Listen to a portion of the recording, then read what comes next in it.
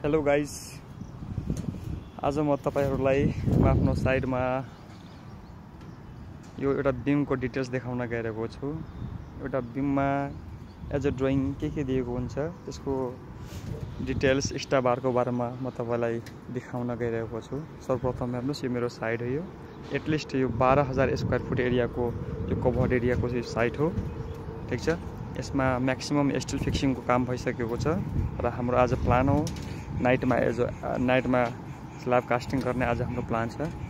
त्यसैले हेर्न सक्नुहुन्छ यहाँ स्टिल फिक्सिङको काम म्याक्सिमम भइसकेको छ र त्यो पार्टमा केही एरियामा स्टिल फिक्सिङ भएको छैन र त्यो आज भइहाल्छ।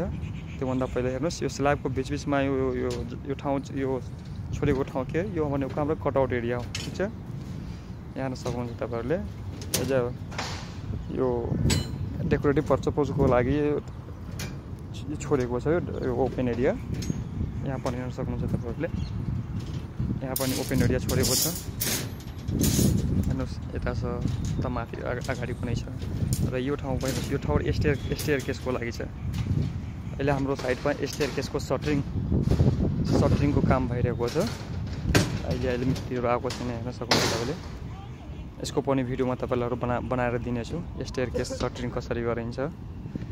सो ढिलो नगरी म आज तपाईहरुलाई यो बीम फिक्सिङको बारेमा बीमको डिटेल्स एज अ ड्राइङ देखाउन गइरहेको छु।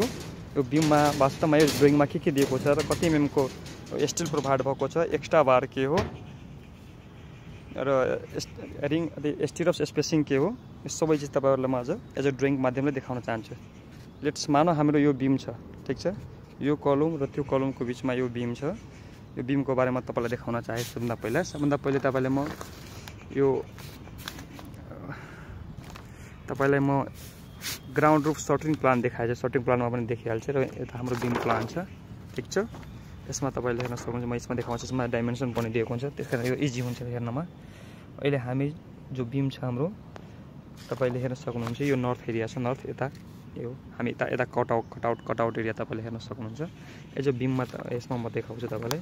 यो हेर्नुस्, यो हाम्रो कटआउट एरिया हो। ठीक छ, अर्को त्यो त्यहाँको कटआउट एरिया हो। त्यसपछि यो स्ल्याब आयो, त्यसपछि यो बीम छ। हेर्नुस्, यो बीमको नाम के छ हाम्रो, यो बीम तपाईले हेर्न सक्नुहुन्छ B10E 450 × 600। यो 450 बटम हो र 600 यसको हाइट हो। 450 / 600 को बीम छ, यहाँ हेर्न सक्नुहुन्छ। र यो एउटा कलम यो छ र एउटा अर्को कलम यो छ। म तपाईले हेर्न सक्नुहुन्छ यो कलम र अर्को त्यो कलम। यो काफी धेरै लामो बीम छ र यसको बीचमा दुईटा मात्र सपोर्ट छ, कलम छ। यसको साइडमा दुईटा कलम छ र यहाँ हेर्नुस्, यसमा के दिएको छ बीचमा। हेर्नुस्, यहाँ जोइन्ट यो अर्को बीम, यो बीम यता आएर यहाँ जोइन्ट भएको छ। यो जोइन्ट स्पेस दिएको छ र अर्को त्यहाँ पनि त्यो कटआउट एरिया साइडको बीम त्यहाँ जोइन्ट भएको छ।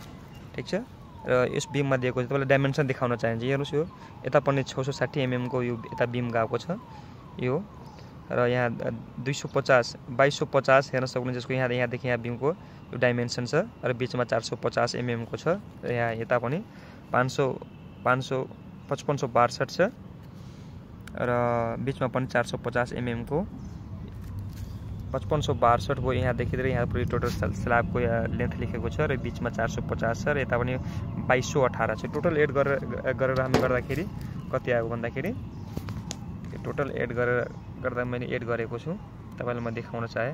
हेर्न सक्नुहुन्छ 10450। यो कलमदेखि लिएर यो बीमको लेन्थ कति छ, 10450 एमएम हो। अब यो हाम्रो कति फिट हुने भयो म तपाईलाई त्यो देखाउँछु। मैले 10450 डिभाइड बाइ हामी 300 गरिदिएपछि एज अ 34.83 फिट लामो यो बीम छ। यत्रो लामो बीम छ। यसमा अब तपाईलाई म देखाउँछु यसको डिटेल्स। यसमा कति एमएम को स्टिल प्रोभाइड गरिएको छ। ठीक छ, एक्स्ट्रा बार कहाँ प्रोभाइड गरेको छ, सबै चीज म तपाईलाई देखाउन चाहे। त्यसको सबभन्दा पहिला हेर्नुस्, यो हामीसँग रेन्फोर्समेन्ट डिटेल्स प्लान छ। Reinforcement details beam reinforcement details plan तपाईलाई म देखाउन चाहे। बीम डिटेल्स छ।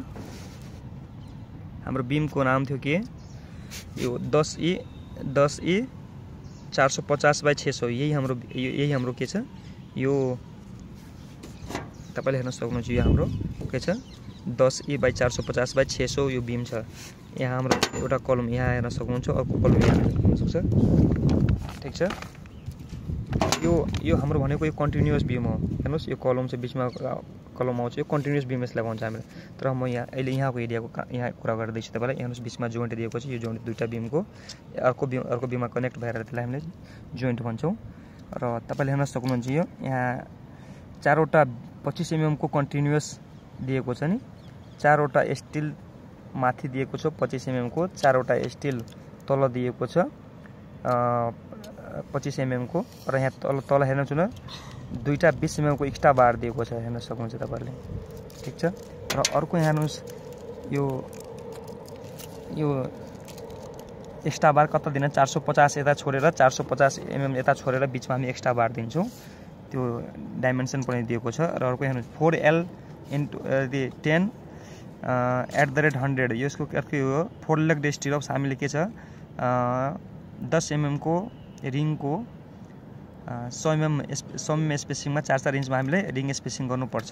यो एरिया 1200 mm एरियामा गर्नुपर्छ, त्यो लेखेको छ। र यता पनि त्यही छ हेर्नुहोस्। र यो 4 लेग स्टिरप्स के छ यहाँ 10 mm को 150 6 इन्चमा यता बिचमा 6 इन्च, र यो 1200 एरियामा 4-4 इन्च स्पेसिङ दिएको छ।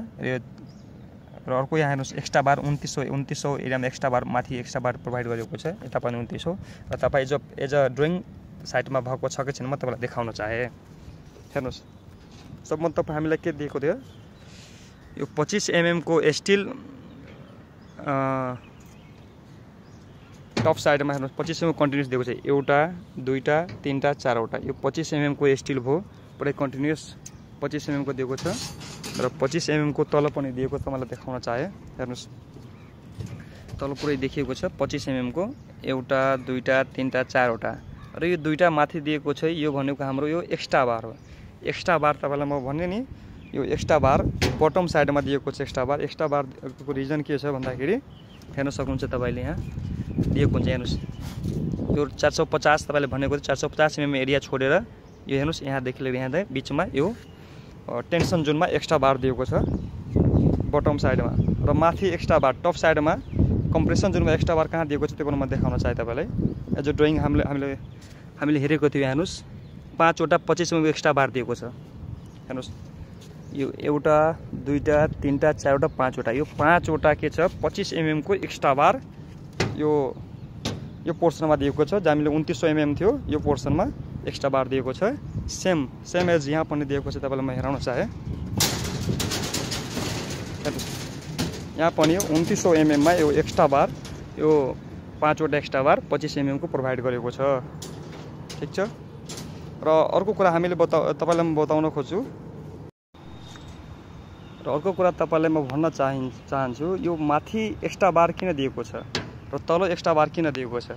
जहिले पनि जब हाम्रो बीमको बिचमा लोड परेपछि के हुन्छ भन्दाखेरि यो कलम यो बीमको एरिया तल जान्छ कि तल, यसको के हुन्छ यसलाई यो बिचमा जब हामी लोड दिन्छौँ बीमको बिचमा यो एरिया हाम्रो के हुन्छ सागिङ हुन्छ, र उता कलमतिर हगिङ हुन्छ।